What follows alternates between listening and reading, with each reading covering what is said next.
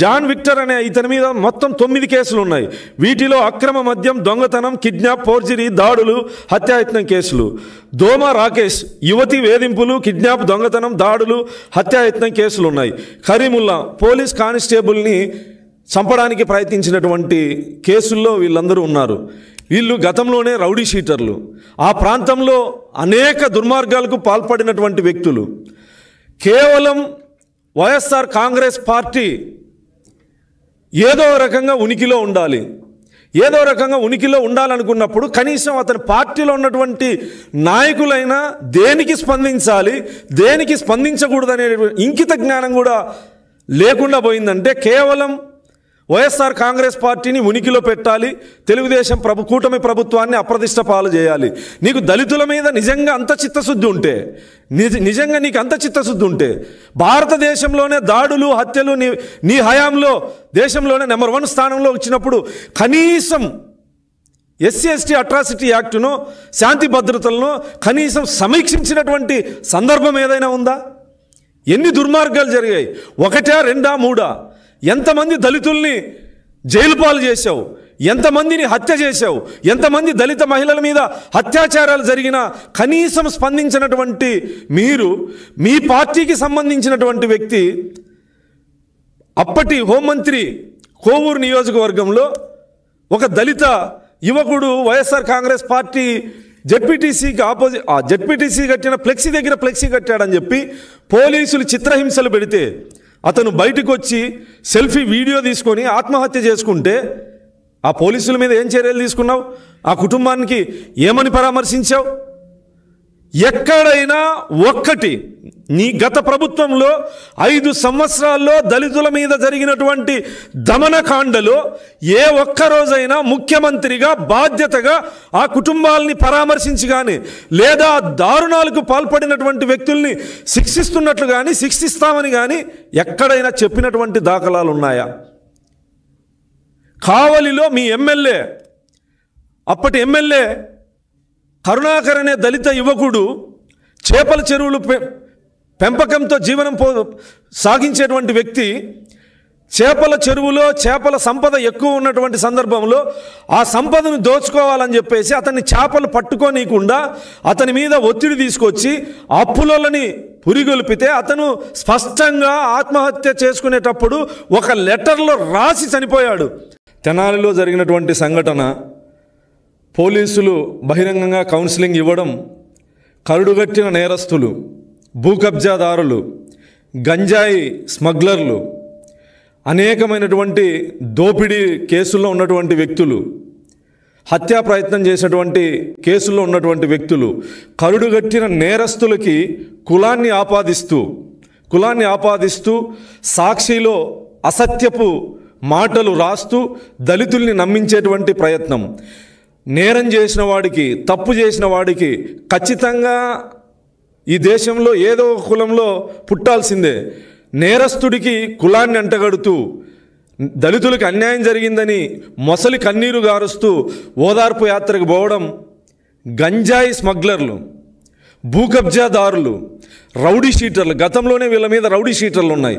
వీళ్ళను ఓదార్పు యాత్రకు వెళుతూ దళితుల్ని ఓదార్పు యాత్ర, దళితులకి అన్యాయం జరిగింది, ఓదార్పు యాత్రకు వెళ్తున్నాను, ఆ కుటుంబాలని పరామర్శిస్తానని చెప్పడం జగన్మోహన్ రెడ్డి యొక్క నీచ మనస్తత్వానికి ఇదొక నిదర్శనం. గతంలో జగన్మోహన్ రెడ్డి గారు ముఖ్యమంత్రిగా ఉన్నప్పుడు దళితుల మీద జరగని అఘాయిత్యాలు లేవు. దళితుల మీద ప్రతినిత్యం దమనకాండ జరిగింది, హత్యలు జరిగాయి, మానభంగాలు జరిగాయి. ఇన్ని జరిగినా ఏ రోజు కూడా జగన్మోహన్ రెడ్డి అనే వ్యక్తి దళితులకు అండగా బయటకు వచ్చినటువంటి పరిస్థితి లేదు. ఇతని పార్టీలో ఎమ్మెల్సీగా ఉన్నటువంటి అనంతబాబు అనే వ్యక్తి దళితుడిని చంపి డోర్ డెలివరీ చేసి ఆ ఇంటికి శవాన్ని అప్పగించి మీరు కేసు పెడితే మీ రెండో కొడుకును కూడా చంపుతామని బెదిరించినటువంటి అనంతబాబుని కనీసం పార్టీ నుంచి సస్పెండ్ చేయకపోగా, ఎమ్మెల్సీ పదవి నుంచి బర్తరాఫ్ చేయకపోగా ఆ దళిత కుటుంబాన్ని ఈ రోజుకి పరామర్శించినటువంటి సందర్భం లేదు. కనీసం ముఖ్యమంత్రిగా ఫోన్లో కూడా ఆ కుటుంబాన్ని పరామర్శించలే. 1 కాదు 2 కాదు 5 సంవత్సరాల్లో అనేక ఉదాహరణలు ఉన్నాయి. సొంత నియోజకవర్గంలో ఒక దళిత మహిళ మీద అతి కిరాతకంగా అత్యాచారం చేసి హత్య చేస్తే సొంత నియోజకవర్గం పులివెందల అతని నివాసానికి దాదాపు 7-8 కిలోమీటర్లు. ఆ కుటుంబాన్ని కనీసం స్థానిక ఎమ్మెల్యేగా, బాధ్యత కలిగినటువంటి ముఖ్యమంత్రిగా ఆ కుటుంబాన్ని కనీసం ఫోన్లో కూడా పరామర్శించాలి. అతని సొంత జిల్లాలోనే డాక్టర్ అచ్చన్న అనే వ్యక్తిని, జిల్లా స్థాయి అధికారిని కిడ్నాప్ చేసి అతి కిరాతకంగా చంపి మాంసపు ముద్దల్ని పోస్ట్మార్టం తర్వాత మాంసపు ముద్దల్ని ఆ కుటుంబానికి అప్పగిస్తే, జిల్లా స్థాయి దళిత అధికారిని చంపేస్తే అతి కిరాతకంగా, కనీసం ఆ కుటుంబాన్ని పరామర్శించని నువ్వు డాక్టర్ సుధాకర్ గారు చేసిన తప్పేంటి?